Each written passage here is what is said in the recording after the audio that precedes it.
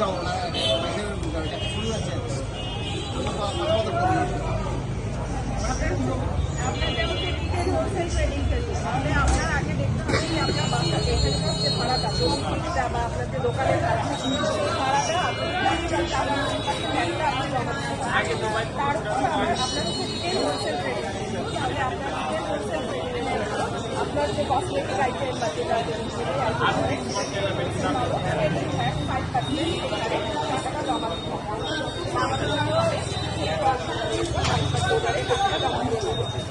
তারপরে 9.1টা আপনারা অনলাইনে দাখিল করতে পারবেন। যদি আপনাদের অনলাইনে দাখিল করা না থাকে, অফলাইনে থাকে, তাহলে আমাদের 1 সপ্তাহ আমাদেরকে বলা হয়েছে যে সিটিসির আইডির মাধ্যমে আপনাদের যে বিগত যেগুলো ছিল সেগুলো জিরো ব্যাংকে আমরা সিটিসির মাধ্যমে আপনাদের দিয়ে দিয়ে এটা হচ্ছে যে অনলাইনে, তারপরে নেক্সট থেকে আপনারা অনলাইনে দিতে পারবেন প্রতি মাসে।